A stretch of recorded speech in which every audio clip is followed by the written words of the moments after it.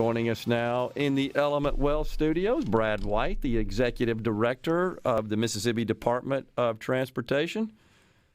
Brad, good to see you again, my friend. Thank you. Always good to be with you. Yes, sir. Thanks for coming in. So we had Commissioner Caldwell on last week. He is the Northern District Commissioner, Transportation Commissioner. And so I thought it might be of some value if you'd start out, Brad, by just describing the funding model for the Department of Transportation. From where does the money come? Because it's a combination of federal and state money.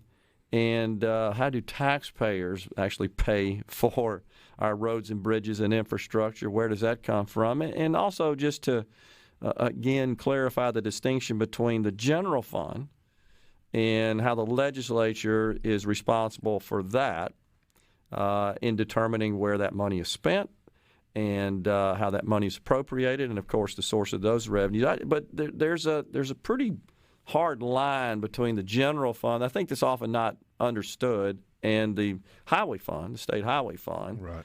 And then of course you got federal money that goes directly to DOTD. So they're fairly separate. I mean, there's oversight, there's some integration, but there's a good deal of separation between those as well from an economic perspective. Right. Well, MDOT is probably the state's largest special fund agency, and by and large we're funded with the proceeds of fuel tax that's collected around the state. And there are a few other taxes and fees that we get that factor into that, but by and large we operate by the fuel tax, or have in the past.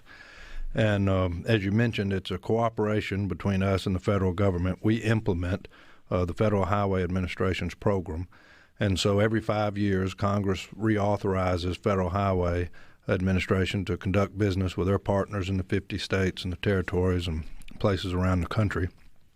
And that's where it's identified how many federal dollars we'll be getting. This last session, or the last reauthorization that Federal Highway had, there was an increase. For the last 5-year authorization, I think we had somewhere in about $2.5 billion over 5 years. They increased that to $3.3 billion over 5 years. And then there were some additional programs that we'll be implementing that deal with electric vehicle charging stations, an additional bridge program that will be very helpful to the state. And then the way the construction works, though, is that money, the federal dollars, never comes to Mississippi and sits in a bank for us to spend out. The commission lets projects.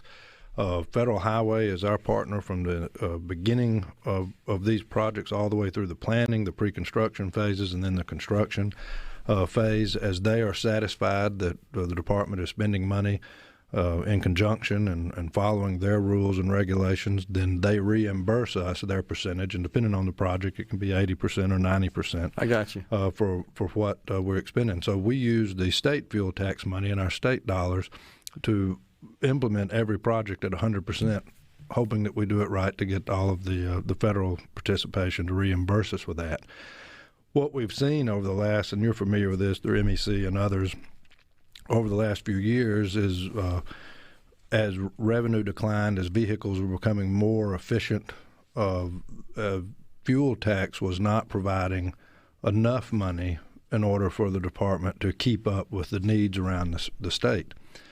So a decision had to be made on how do you fund that, and the legislature has really stepped up over the last few years, going with the previous term as well as now, in providing other mechanisms that are not necessarily special funds that can help erase that funding gap that the department's had in the past. Mm-hmm. Obviously, one is $80 million a year that we get from the lottery proceeds that come in. Those are primarily spent now on rehabilitating 2-lane highways around the state.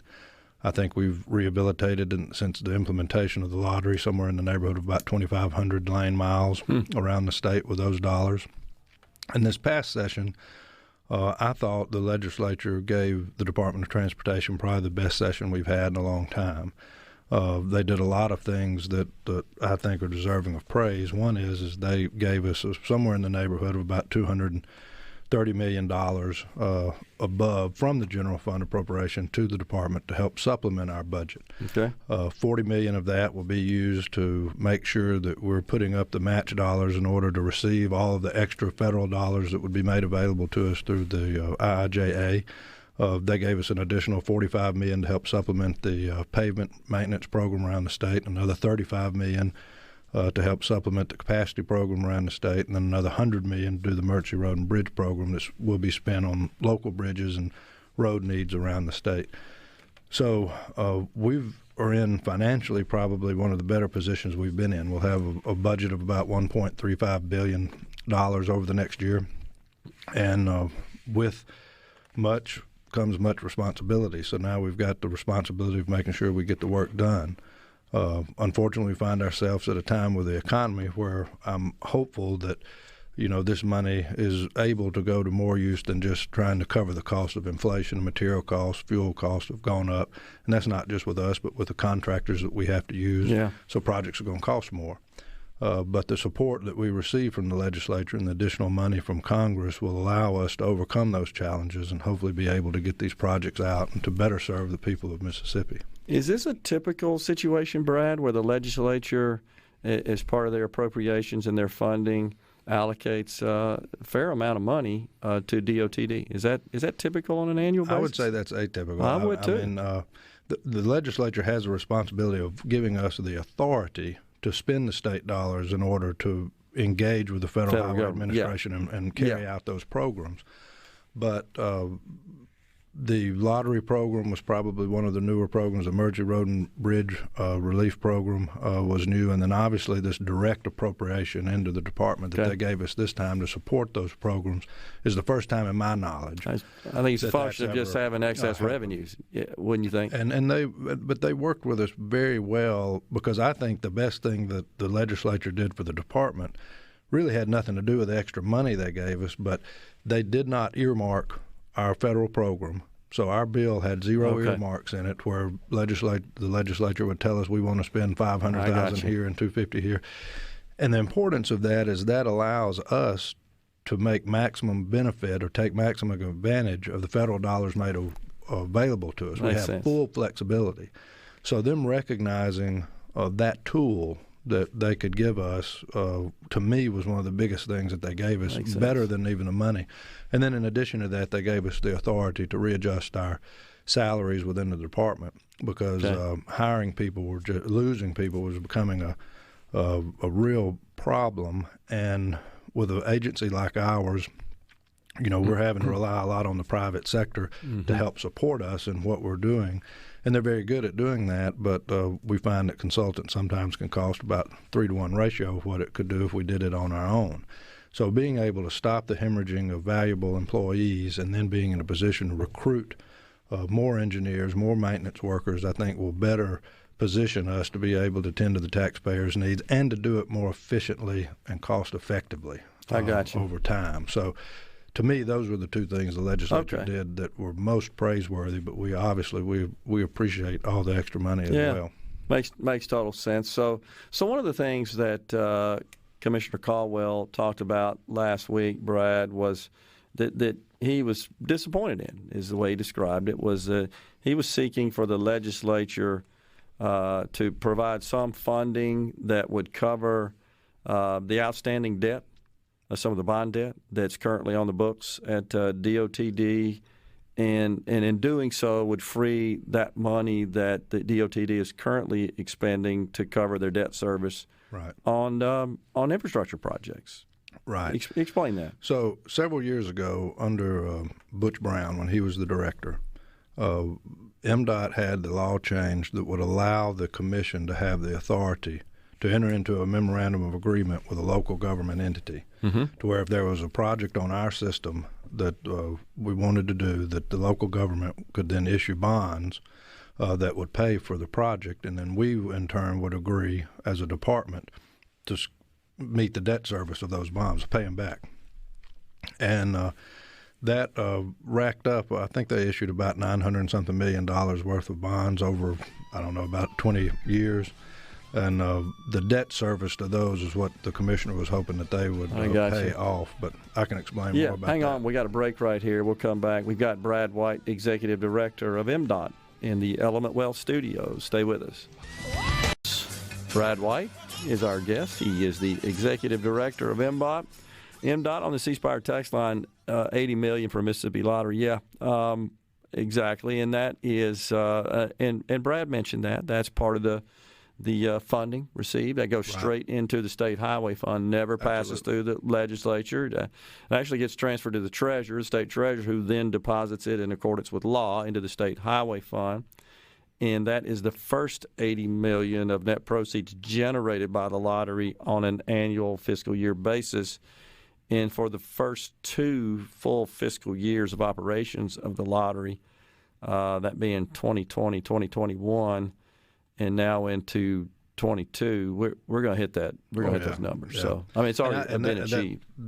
That raises a good point that's worthy of saying. The legislature, going back to the creation of the lottery fund and ERBR, as well as the appropriations we received today or this past session, they did a phenomenal job in making sure that all of that money goes directly to projects. Exactly. So, I mean, it's all dedicated to roads and bridges. All of those dollars are. I think, Brad, you could argue that it was because of the inability to get fuel tax increase through the legislatures, why Governor Phil Bryant saw that as an opportunity to call a special session and establish a lottery, but have the proceeds go unusually, because we're one of the few states, if not the only state, that actually takes the majority of their lottery proceeds and allocates it to road and bridge infrastructure. Right. Well, it is a core function of government, and we can discuss all day long how we want to fund that, and I think that's a discussion that we need to be having because there certainly some ways are better than others. Yeah. But it is something that requires to be funded so that we can provide that service to our state. So to those, Brad, who say, well, the DOTD is not running in tip-top shape in terms of efficiency and there's work to be done to really optimize and leverage the assets and the funding, I know you've spent a lot of time on this since you've been in place as the executive director. What do you say to that? Well, I mean, I think it's like anything else. There's always room for improvement. Sure. And our team are always looking at ways that we can do things better. I've been meeting just in the last few weeks a lot with our partners in the private industry to be sure that our communication is open between one another to find ways to continually be improving the manner in which we do work. Yeah. But I think the biggest things I would point to defend MDOT's record is we pass all of our audits. I mean, every time we've had everything from peer investigations to the state auditor to private auditing firms that have been hired to review what MDOT has done in years past, and MDOT's always passed with flying colors. Yep. The other thing I would point to is that our team does a phenomenal job in making sure that all of the federal dollars that are made available to us are obligated and spent here in Mississippi. And the best way to prove that, or there are other states that don't, and at the end of the federal fiscal year, we're able to take advantage by that redistribution of funds that other states were not able to take advantage of, that we're able to bring to Mississippi and use. So our team does a very good job of making sure that we're leveraging every dollar that we can to improve the transportation system of our state. But we were talking at the time we went off about the bonds, and I want to go back to that. Yeah. We have not taken part in that program for many years now. In this past session, the legislature took the step to remove the commission's authority to even enter into such an agreement with the municipalities in the future. Yep. And when that bill was going through, there was some discussion about whether or not it made sense with the surplus money that the state had to pay that debt off so that the money that we use in our budget to service the debt could then go back to construction. Right. And ultimately, because the federal government participates in paying that off, it was decided that there was would not have been the best financial use of those funds, and that we would just remove the ability to add any more debt to that. And then we would continue scheduling, the payments out, and hopefully in the next 20 years, that'll be paid off. But those amounts will go down considerably over the years. But what the commissioner was talking about was that was $70 million a year right now that could have been put somewhere else had it been paid off. Gotcha. ultimately it was determined that that wasn't a best use of the money that the state had available to them, and I understand that and support that thought. Yeah. I have been to meetings, gatherings where I've seen you speak, and one of the things you always do a great job of is explaining how the department goes about prioritizing projects and the system and the methodology that you employ to determine when it's time to rework or improve or however you describe it, renovate. Right. Particular roads and bridges, that it's not something that is subjective. It's actually fairly objective. No, you have some standards involved. And it's nothing that I can take credit of. They've been doing this for some time, and it goes back to being data-driven in what we do, making sure that the money is being put where the data would show the needs are. Now, unfortunately, our state has a lot more needs than we have funds. But I think that the legislature's taken appropriate steps to help us escalate the type of assistance we're trying to get out. But the department has for lack of a better term, a committee or a team that's made up of some of our people along with the employees of Federal Highway Administration that travel the state, that review the pavement and the concrete and the various, do inspections of all of the $46 billion worth of investment the taxpayers have in their transportation system.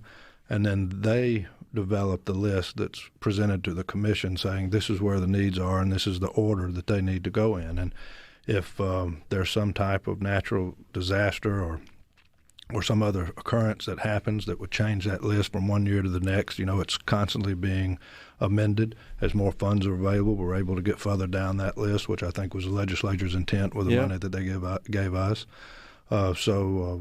I think the department does a very good job of being able to back up the work we do in the way of rehabilitation with following a data-driven process. So one area of the state's not benefiting over another. Yeah.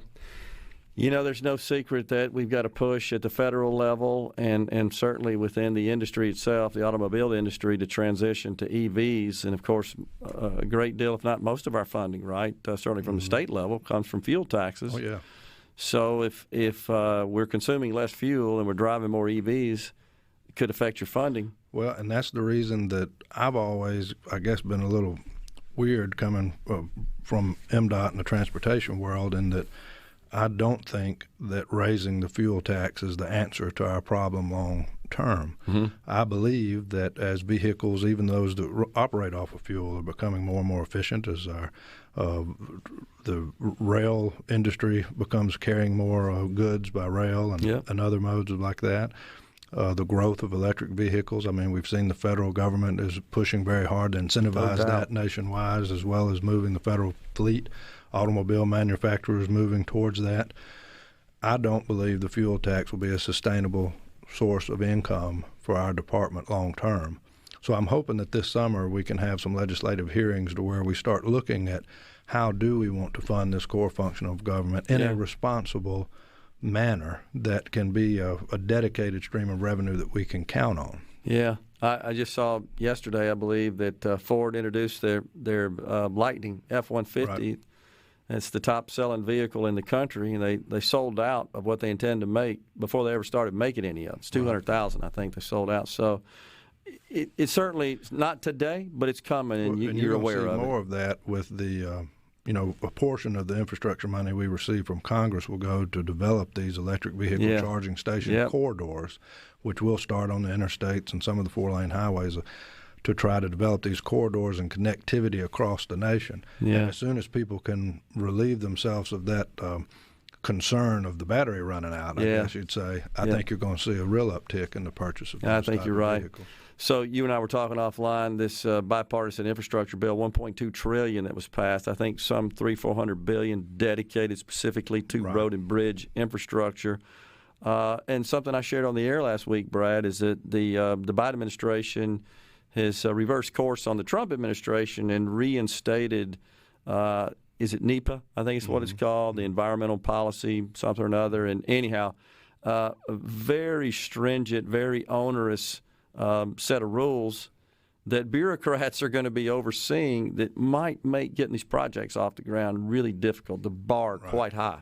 The big concerns that we're watching right now is, one, obviously the inflation that we're experiencing, the rising cost of fuel, the rising cost of materials, the availability of materials and being able to get them trucked into the projects. I mean, we're facing that. Our partners in the private sector are facing it, and it's impacting our ability to do projects. But also, overregulation is a huge issue. We want to be left alone. We want to be able to deal with our state's needs as our data will back up in conjunction with our local Federal Highway Administration, and not be told by Washington where we need to put the money. I totally agree. Hopefully we can flip the White House and reverse that EO and go back to the Trump era standards, because we're still going to be spending this money and working on these projects 2 years from now. Well, it's a pendulum that normally swings. Exactly right. Brad White is the Executive Director of MDOT. We appreciate you coming in, Brad. Thank you very much for having me. You bet. Middays, we'll take a break right here. We got tickets to give away. Stay with us.